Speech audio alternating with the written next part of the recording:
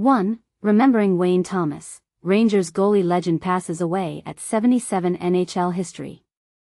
2. Wayne Thomas, NHL goalie legend and Sharks executive dies at 77. Hockey history. 1. Remembering Wayne Thomas, Rangers goalie legend passes away at 77. NHL history.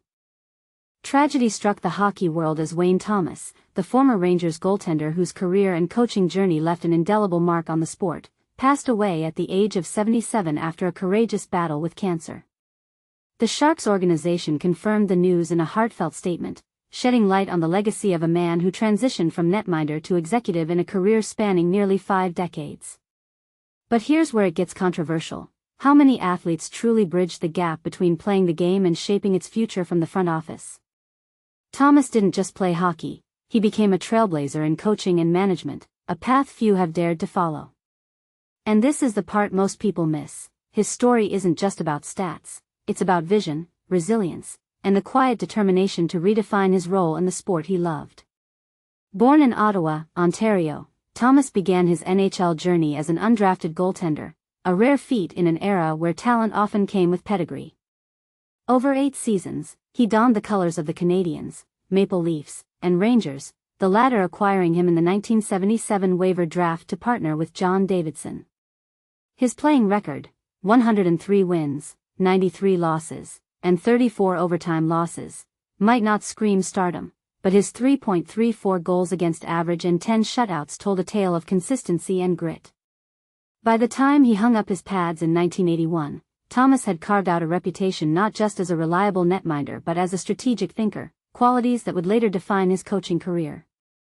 The Rangers, recognizing his potential beyond the crease, named him a goaltending coach in 1981, making him one of the first in professional hockey to hold such a role.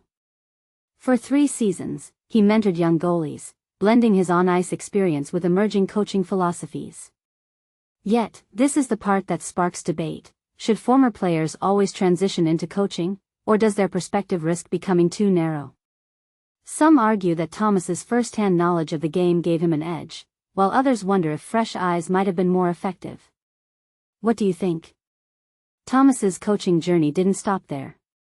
After leading the Salt Lake Golden Eagles to a Turner Cup championship in just his 2nd season as head coach, a triumph that earned him the IHL's Coach of the Year, he expanded his horizons. Assistant roles with the Blackhawks and Blues followed, and by the time the Sharks hired him in the 1990s, he was already reshaping his career. Over 21 years with the organization, he evolved from a day-to-day goalie coach to assistant general manager, a testament to his adaptability and leadership.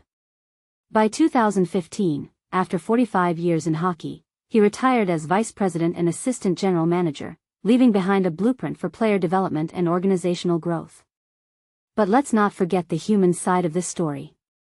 The Sharks revealed that Thomas passed away peacefully at home, surrounded by family, a poignant reminder that even the most storied careers end with the simple, enduring bonds of love and support. As we reflect on his life, we're left with a question that lingers in every corner of sports. Can a single person's journey, from undrafted rookie to executive, truly encapsulate the spirit of perseverance and innovation? Share your thoughts in the comments. Did Wayne Thomas's career path inspire you, or did it raise questions about the future of hockey leadership? The conversation is just beginning. 2. Wayne Thomas, NHL goalie legend and Sharks executive dies at 77. Hockey history. Imagine hearing that a beloved former goalie and influential hockey executive has passed away. This story is one you'll want to share. Wayne Thomas, once a standout netminder for iconic teams like the Montreal Canadiens, Toronto Maple Leafs, and New York Rangers, and later a respected San Jose Sharks executive, died at the age of 77 after bravely battling cancer.